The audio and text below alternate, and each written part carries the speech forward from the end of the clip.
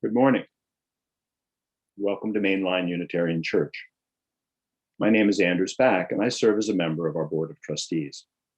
I'm glad you're joining us for our online worship service today, Easter Sunday. As we celebrate the spirit of Easter and Passover, we can embrace their joint messages of renewal and hope with our own Unitarian faith, which is grounded in the individual's search for meaning and purpose in life. In this moment, whatever your beliefs, whomever you love, whatever your background, you are welcome in this faith community. This week, we're conducting our annual pledge campaign. Thanks to everyone who has already made a pledge. We really appreciate it. It's important that we hear from each of you this week so that the board and the staff can prepare a budget for your approval later this spring. You can consult the e-notes or go to the MLUC website for instructions on how to make your pledge. If you have any questions at all, you can email our executive director, Rich Fritzen, at rich@mluc.org. The environmental justice team at MLUC reminds you that Earth Month has begun. And if you feel safe enough to participate, you can join the volunteers who will be cleaning up the John Hines National Wildlife Refuge on April 14th and April 17th. Details about this event can be found in MLUC's April newsletter. And now, please join me in reciting the mission of our church. Together, we transform lives through love, service, and our welcoming faith. And now, our worship associate, Kathy Landay, will begin our service. Thank you, Anders. Welcome, everyone. As he said, I'm Kathy, and I'm your worship associate for this morning. And in addition to all the adults, I'm excited to see all the youth and children here today. And especially, I can't wait to see the results of all the artwork that you'll be working on during the service. Spring has sprung. The grass is riz. I wonder where the flowers is. Forgive me, but being silly with words is one of my favorite pastimes. And maybe this spring in particular has brought on my mood for silliness, because I feel so ready to welcome spring, especially this year. With our long confinement, with cold weather, online school, adults working from home. Anyway, we are starting to see the green grass and flowers peeking their heads above the ground. My heart opens up with gladness. This morning is Easter, a Christian holiday about the resurrection of Jesus.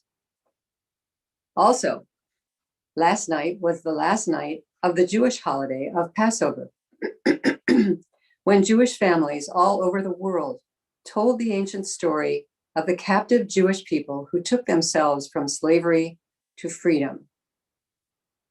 It is also spring in the Northern Hemisphere, and indigenous people and pagans and others who attend to the spirituality of the earth and its seasons have stories to tell about that. It is a season of stories, like Christmas and Hanukkah, stories that are wonderful for those who believe in them, and they have deep messages for the rest of us, whether we believe them or not. We'll tell 3 spring stories this morning: the story of Persephone and Demeter from Greece, the story of the Passover, and the story of Easter. There's some music to go with each story and some artwork.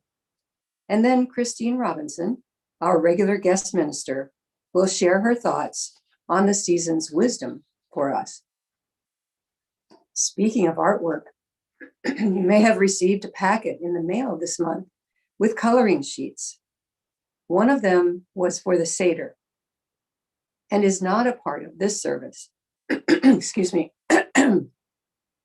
But the other 3 are especially for today. If you didn't get that packet, or you don't know where it is, but you do have a printer, you can access the coloring pages at the link in the chat and print them out. We invite you to gather some markers and colored pencils or crayons and start coloring all 3.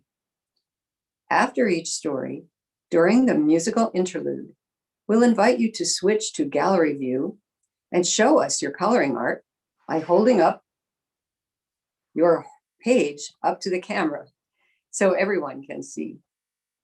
The crocuses are for the Persephone story, the maize for the Moses story, and the Celtic cross for the Jesus story.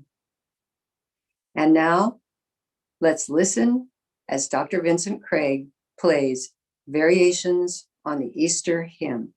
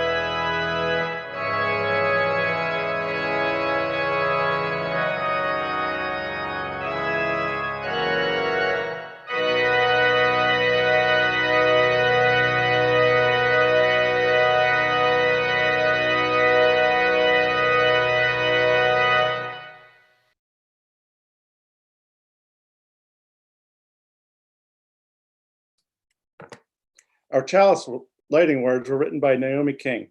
As we nurture this precious light together, we become a light of hope, turning isolation into community, anguish into peace, sorrow into joy. Nurture this precious light. As we do, our faith burns a steady flame of innovation, banishing illusion, creating a new and renewing way together. Nurture this precious light.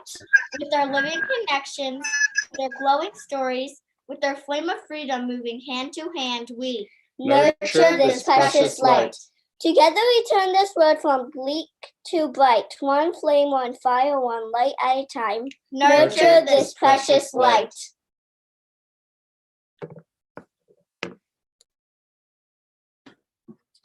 I invite you to sing our opening hymn with us, which is number 61, Lo, the Earth Awakes Again.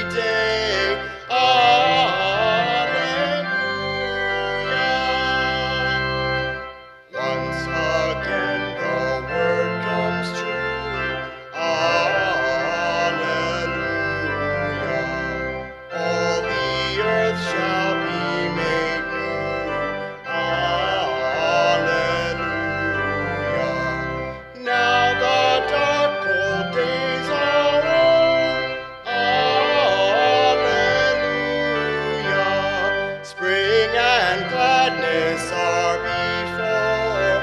Alleluia.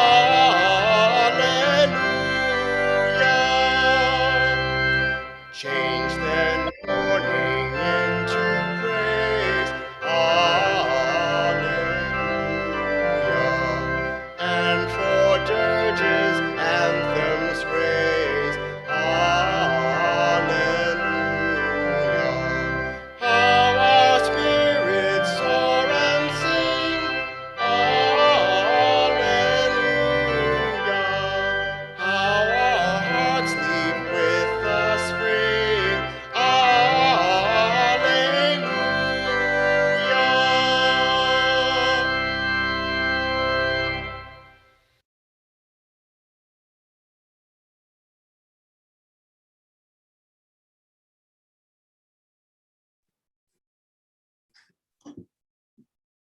Our first story this morning is the story of Persephone. A long time ago, the people of the Middle East told a story to explain why there were seasons in the year and to comfort people who were afraid of death. You may have heard this story before. It's a story about a mother and a mother who loved her daughter and wanted to keep her safe, and a daughter who had an adventure that changed her forever. This story is told in many ways. One of the oldest versions goes like this. After winter must come spring. Demeter was the goddess of the earth, and she cared for the earth and all of its growing things with love. She had a daughter named Persephone, whom she loved more than anything. One day when Persephone was nearly grown up, she told her mother that as much as she loved the earth and the growing living things, she wanted to visit the underworld where the spirits of the dead lived. She wanted to take care of the dead things as her mother took care of the living. Naturally, her mother didn't want her to do this, and they argued. Have you ever been in this place? You just felt you had to do something, though it gave a loved one pain. It's a difficult place. But finally, Demeter understood that her daughter had to do what she thought was right, and she let her go to the underworld. After winter must come spring. But every day that Persephone was gone, Demeter worried and was sad. You know how parents are. Demeter was so sad that she quit taking care of the living things, and they quit growing. The world became cold and barren. The people were hungry. They planted seed, but it didn't grow. Demeter just sat, worrying about Persephone, upset and sad. Eventually, she moved to the temple of Eleusis to be among friends who cared for her when she could not care for herself. You've been here, most of you, struck down so low by illness or depression or circumstance that you had to accept the care of others. After winter must come spring. One day, sad Demeter saw a little group of purple crocus burst through the hard, dry ground. She was surprised, and even more surprised, to hear the wind whisper, "Persephone returns, Persephone returns." Demeter jumped up and cried out in joy, "Persephone returns!" And because of her joy, the trees came into bud and small shoots poked out of the ground, and the grass turned green, and the birds sang, "Persephone returns, Persephone returns." And mother and daughter were reunited, and the earth flowered and fruited. After winter must come spring. But Persephone had responsibilities in the world of the dead that meant a lot to her. And so each year she returns for 6 months to the underworld to receive and comfort the souls who are there. During those months, the crops die, the trees lose their leaves, and Demeter mourns. Eventually, however, she spots the early crocus and cries out in joy, "Persephone returns!" After winter must come spring. Next, we'll enjoy a musical interlude, "Spring is Here," played for us by our own Dr. Vincent Craig. And during the song, please show us your coloring pages of the crocuses if you've done them, even if you're not done yet. I know my girls are here working on theirs and they're not done yet, but we're going to show them anyway. We invite everyone to switch to gallery view and hold up your artwork to the camera. And if you don't know how to switch to gallery view on a computer, the button is probably in your upper right-hand corner. It says view. If you're on a different device, it might be in a different place, but there's a way to do it.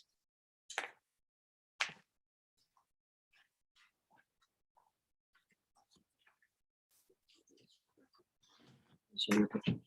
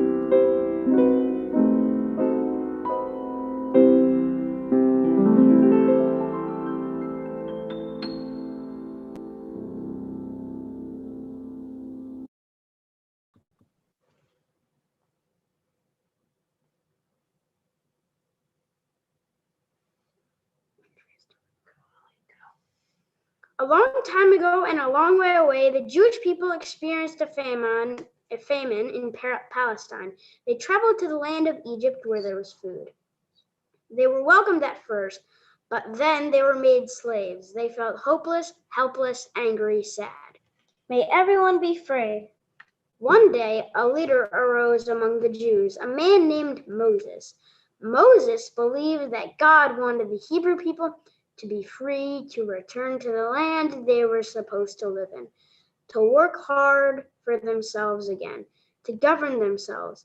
He went to the Pharaoh, the Egyptian ruler, and said, "Let my people go. May everyone be free." Pharaoh refused. The story tells us that God punished Pharaoh and his people by sending all kinds of terrible things.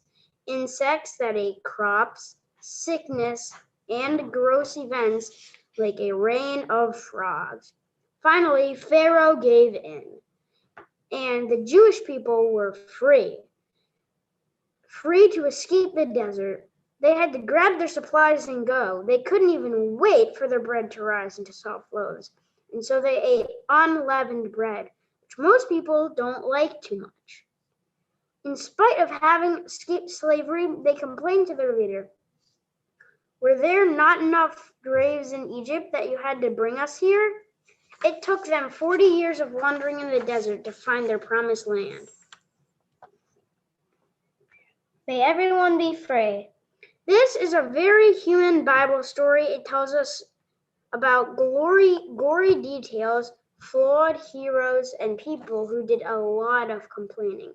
And the fact that Moses, the great leader, stuttered, had no experience of leading people, and had a hot temper.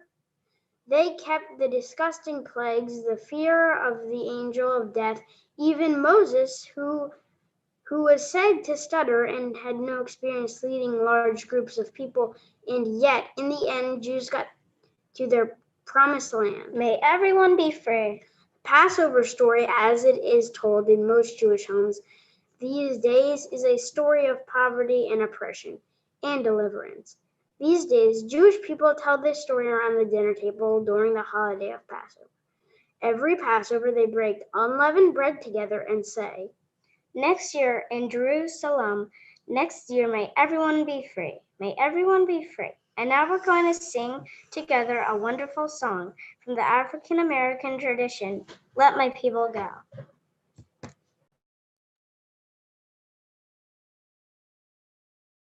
And hold up your maize pictures while we sing if you get a chance to. In Egypt.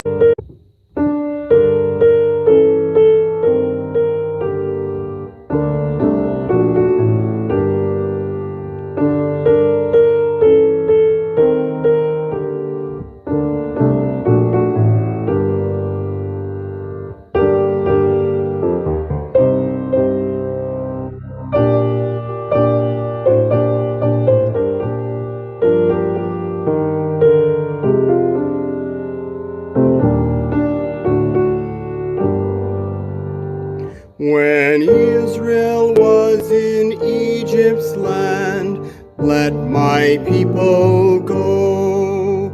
Oppressed so hard they could not stand, let my people go. Go down, Moses, way down in Egypt land, tell old Pharaoh to let my people go. The Lord told Moses what to do, let my people go, to lead the tribe of Israel through, let my people go. Go down, Moses, way down in Egypt land, tell old Pharaoh to let my people go. We need not always weep and moan, let my people go. land where the slavery chains forlorn, let my people go. Go down, Moses, way down in Egypt land.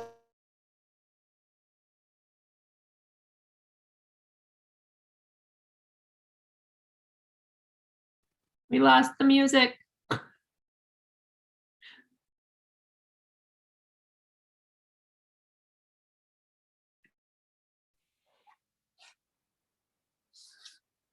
Well, it is our custom at MLUC to share half our Sunday offering with an outreach partner. Normally, during this first week of the month, you hear from a representative who describes their organization more fully. With our live stream service today, it was decided to wait until next week for that. For now, let me introduce you to this group who are so deserving of our help. Rock to the Future was founded in Philadelphia in 2010 to combat the effects of poverty and violence in neighborhoods that have been stripped of funding and resources. It provides student-driven music programs in a safe and supportive environment at no cost to Philadelphia youth.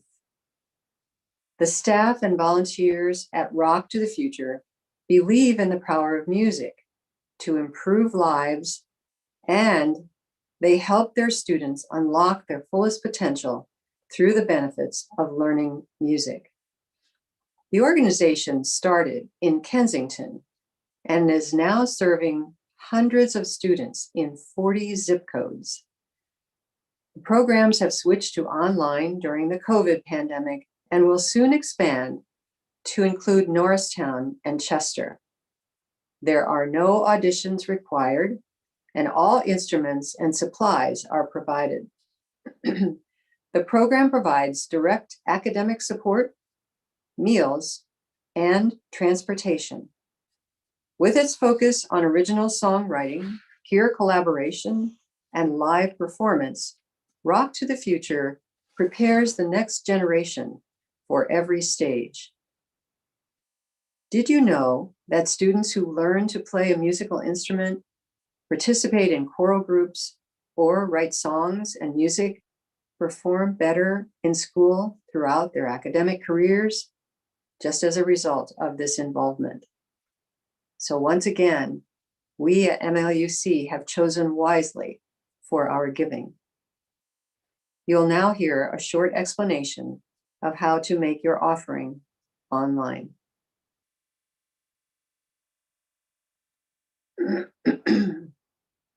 To contribute to the offering, click on the blue Contribute button below the video window. If you're not on our live stream page, you can click on the Give link at the top of any page on our website. Fill out the simple contribution form. You can choose to sign in or proceed as a guest. Or you can send a text message to 73256 with the message MLUC offering and the amount you would like to donate. You'll receive a link to this donation form. Thank you for your generosity.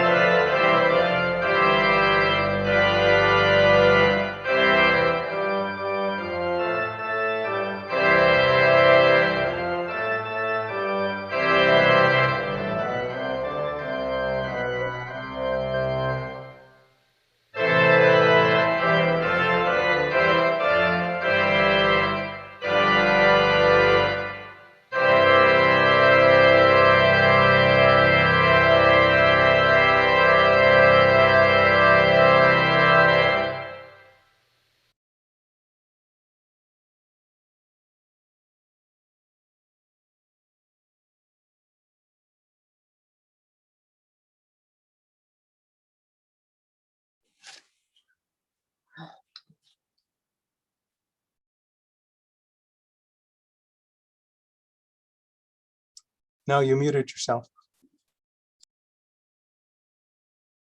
Oh, there. Sorry about that. In the words of Kayla Parker, we know that your financial contributions to this congregation come from sacrifice and hard work. We are so grateful for this and commit together to ensure that the funds we gather collectively do a greater good for ourselves and for our world than they could have done alone. Your offering helps to sustain and grow the life of the mission of this congregation. We thank you for your generous support. And I'm going to segue right into candles for community. Today, we don't have our magic candle that is usually provided at this time. So after each candle, I'll be holding up a real candle. And then you can say with me, we hold you in our hearts. Candles of Community is our ritual for personal sharing and support. And by doing so, we acknowledge our trust in each other. It's a time in our service when we honor happenings that make us sad, joyful, or to mark celebrations and milestones. As each candle is lit, as I mentioned, please say, we hold you in our hearts. Our first candle is our remembrance candle.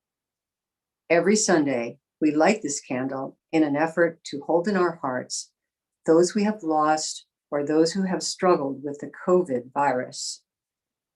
The sickness, and for some, the loss of life continues. We await the day when our country and world begin to recover from this horrible disease. Let us reflect for a moment as we honor all those who have had to grapple with this illness. For all our brothers and sisters throughout the world, we hold you in our hearts. Norma Winther, I think that was mentioned earlier. Norma Winther would like you to help her celebrate this Sunday to honor her 92nd birthday. With all our best wishes for a wonderful birthday, Norma, we light this candle. Norma, we hold you in our hearts.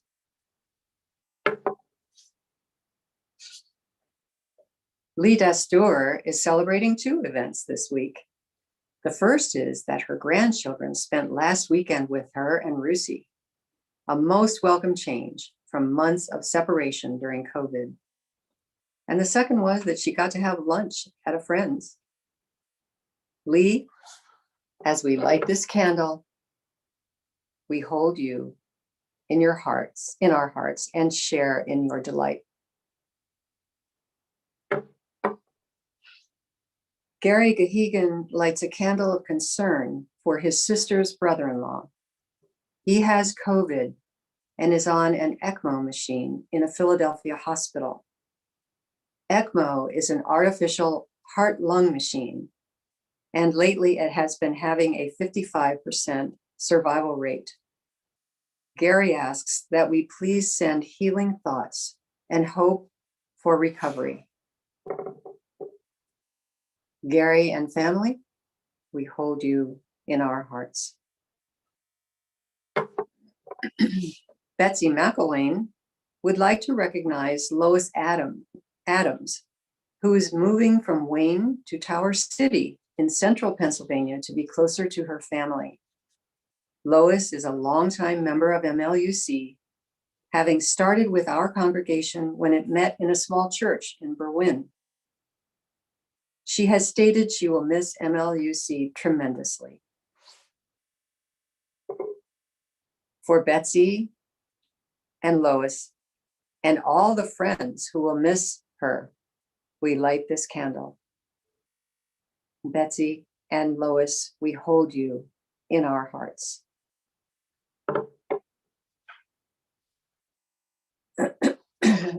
It is with great sadness that Barbara Welsh lights a candle for her husband, Dusty Frank Welsh. For the past 2 years, Dusty has been battling leukemia. He passed away on Friday. Dusty was a professor at the University of Penn and has been a member of MLUC since 1976. For Barbara and Dusty and their two sons, who also grew up attending MLUC, we hold you in our hearts. And I would like to light a candle of concern for my daughter, Jen, and her husband, John. John was diagnosed with a deep vein thrombosis about 3 weeks ago. The clot was extensive and required surgery, which seemed successful at the time. Unfortunately, the clot has come back. For John, Jen, and my two granddaughters, please join me to hold them in your hearts.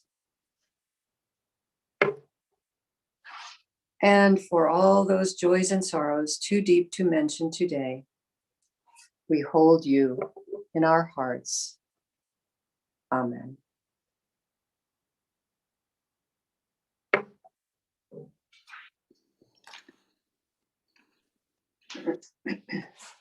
Later still, a Jewish rabbi named Jesus taught for a time in Jerusalem and surrounding towns. Jesus taught that it is important to love God, but just as important to love our neighbors, even the neighbors whose religion is different from ours and who are doing things we don't like. Jesus taught that we should share with our neighbors, that we should be peaceful, and that we shouldn't worry so much. Jesus was a great teacher. Jesus' friends and followers loved him and tried to practice what he taught. Everywhere he went, people gathered around him. This alarmed the authorities. They worried that Jesus' followers would overthrow the government or cause other kinds of trouble. Jesus was a great teacher. Eventually, they had Jesus arrested and they put him to death in a particularly horrible way by hanging him on a cross. His friends and followers were very sad, very angry, and they didn't know what to do now that their teacher was gone. Jesus was a great teacher. 3 days after Jesus died, his friends went to the cave where his body had been put, and it wasn't there. And then it seemed to them like they saw him everywhere, and that reminded them to continue to teach for him. Jesus was a great teacher. They began to say that Jesus had risen from the dead, and it made them glad. He is risen, they cried. They tried to live as their teacher suggested, tried to understand what he had said while he was alive, and they found a strange, new aliveness in their hearts. Eventually, their faith traveled the world around. Jesus was a great teacher. Now let's see your coloring pages of the Celtic cross. Everybody please switch to gallery view and hold up your artwork, and we will sing, I Know This Rose Will Open. The lyrics are in the chat.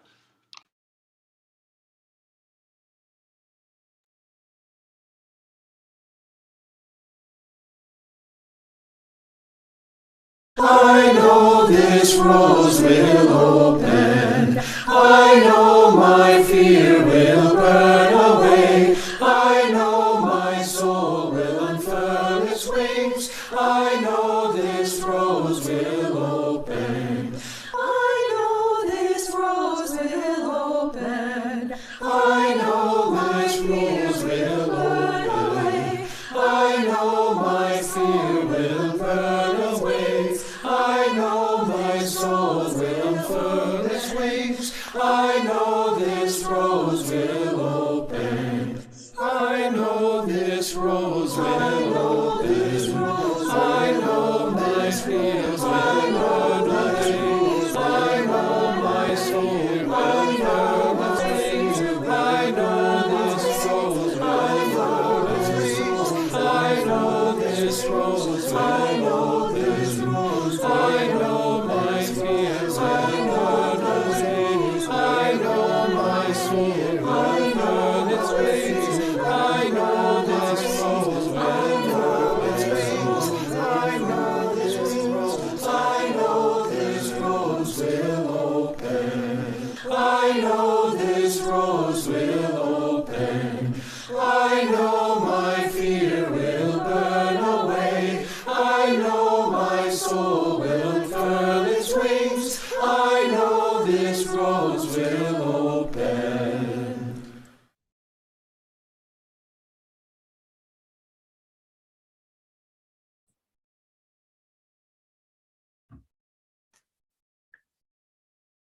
Now we come to the homily, the short sermon that comments on and draws the meaning out of a sacred story.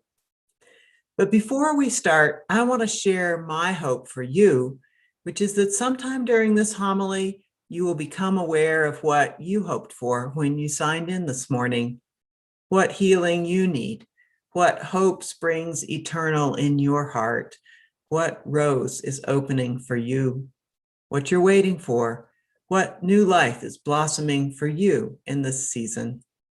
You'll know it when you think of it. And when you do, I invite you to just write a few words in the chat. You do that on most devices by clicking on the word chat or on the picture of the little cartoon bubble that's in your menu bar and typing in at the bottom. If this is new to you, you can try it out now by typing hello. And if you're a person who dislikes the chat popping up on your screen when you're concentrating on the sermon, the way to make the chat less distracting is to click on chat, let the chat bar just stay open and ignore it. So, a hope, a healing, a what you are waiting for. Dawn will put these prompts in the chat for you. We heard 3 sacred stories this morning. The story of Demeter and her daughter Persephone, a story that sustained the followers of the Eleusinian mystery religion for centuries.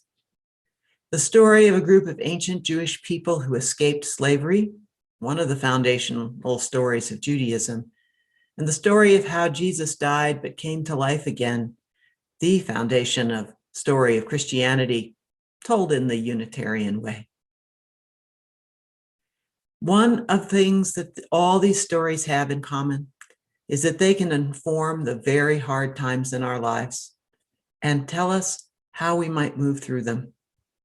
Times of grief, times when things are not going our way, when the losses pile up, when hope fails, when we fail, times when we are in danger, times when we are oppressed. Been there? Oh, well, we've all been in at least some of those places in smaller and larger ways. And the longer we live, the more often we get to these places of depression and despair and anger and desperation. So what do these stories of Demeter's grief over her daughter, the Hebrew people escaped from slavery, and the Holy Week story of Jesus tell us about these terrible times in our lives? These stories tell us that big problems are a normal part of the human condition. They tell us to reach out to others during difficult times. They tell us to expect to wander in the wilderness for a while and to be patient with ourselves and others as we find a new way. Mostly, though, they tell us that there is always reason for hope. We live in a culture that teaches us that if we do everything right and work hard, we'll have a blessed life. Every child could grow up to be president, work hard and succeed, invest wisely and get rich, play your cards right, and the sky's the limit. The idea that we're in control of our lives is a very energizing philosophy, as long as things are going well. But it does mean that the first thing we ask ourselves and others when things fall apart is, what did I do wrong? Or more painfully, what's wrong with me? This whole mindset is skewed. A well-lived life is going to contain its share of disasters and deaths and dark times and terrors. No amount of hard work, no beneficial consumption pattern, not even perfect behavior or infinite savings account will save us from that. Just ask Demeter, the best divine mother in the pantheon. Anyone will tell you that. She lavished every care on her daughter, gave her just enough love, just enough challenge, just enough push, and every possible advantage. And what does that fool of a girl do? Trots off to the underworld to take care of the dead, leaving her mother bereft with life. Just ask the Hebrews if hard work and initiative is a guarantee. They're the ones who had the gumption to go to Egypt to save themselves from famine. Their reward for good planning and taking the initiative? slavery. Just ask Jesus. Some would say that a better man has never walked the earth.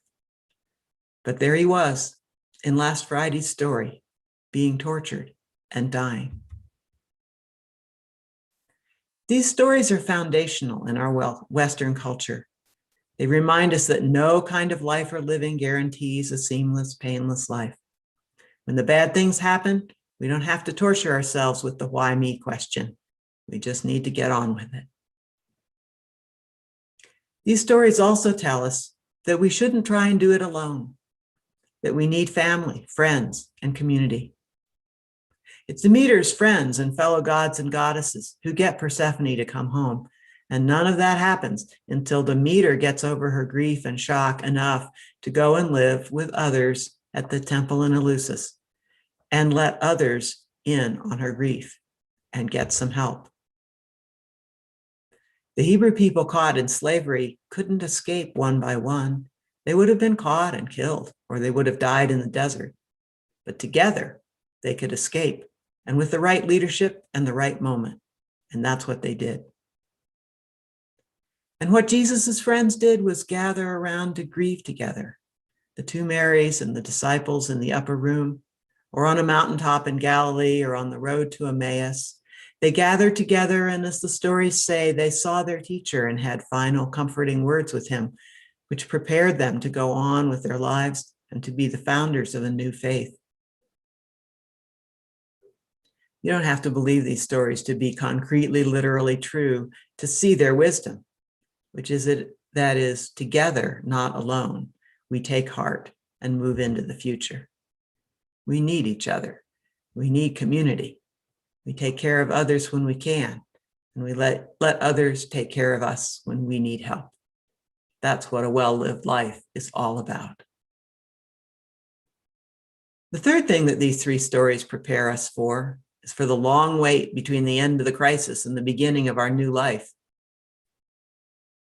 Demeter ached for her daughter for 6 long months, so the story goes. The Hebrew people wandered in the wilderness for 40 years. The disciples' story is the easiest one. It's only 39 hours between Jesus' death on the afternoon before the Sabbath and the early Sunday morning, the first time his burial can be attended to under Jewish law. 39 agonizing hours before the message comes that he has risen, that this is not the end after all. When someone dies or moves away, we miss them and we feel a little sad for a long time. When we have set ourselves to learn something new, it takes some time before we really start to get it. When something big changes in our lives, like we're going to a new school or our bodies are changing or we've gotten married, even very happy things, it still takes time to adjust. And we generally don't give ourselves enough time to grieve and adjust and learn. It's been 3 months since my wife's death, I've heard. I think I should be feeling better. Of course, they are usually feeling better, but they're just not feeling good yet. 3 months is nowhere near enough time to do the work of grieving the loss of a spouse. The fact of the matter is that widowers and widows spend a year or 18 months, sometimes 2 years, wandering around in a wilderness before they feel good again. Joyful changes also bring their uncomfortable transitions and the deserts of waiting and their dark tombs of uncertainty. Waiting is in all three of these stories because it's a fact of our lives. Among the things you do in these difficult times is tell yourself stories of others in difficult times, times that finally came to an end and issued in new life. You sit around the dinner table and tell the story of the time your ancestors escaped from slavery, or you remind yourself that the seasons turn. Or maybe you sing to yourself a scrap of a hymn or song, "Lo, the earth awakes again. I know this rose will open."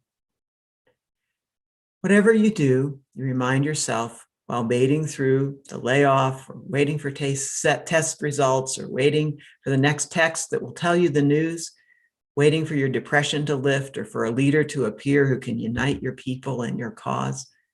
While you're waiting, you remind yourself that others have been here, have waited in just this same spot. And then finally, their grief lifted. They got a new lease on life. Their oppression ended. They found the right road and set out on it. It's in the waiting times that you sing the spirituals, read the poems and psalms, remind those who wait with you that the universe bends towards justice, that God delivers the oppressed, that broken hearts mend in time, that anger dissipates, that spring always comes.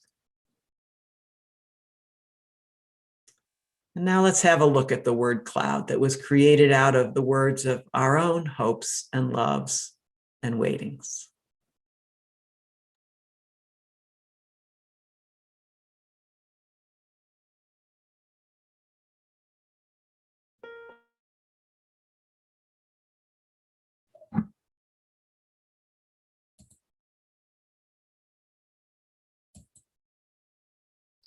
Rich, go ahead and share the music and I'll send you the file and you can share the picture too.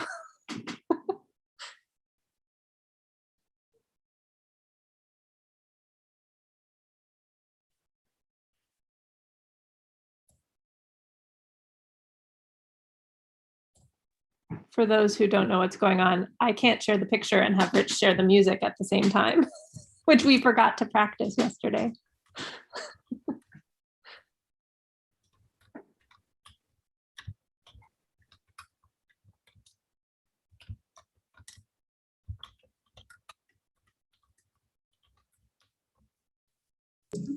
Don Star, you're going to share it after the music ends. Sounds good.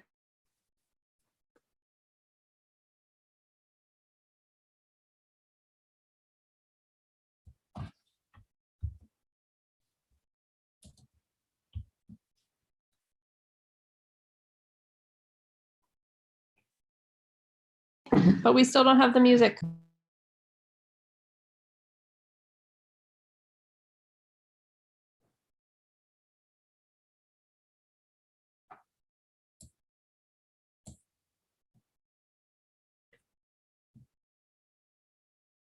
Maybe you should just share your picture, Dawn.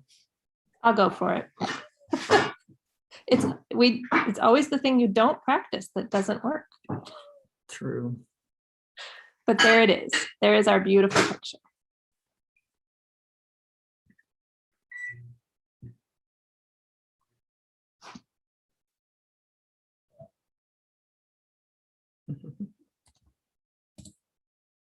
And I will post the picture where everyone can see it later as well. So let's go ahead and do the music, Rich, if you're ready.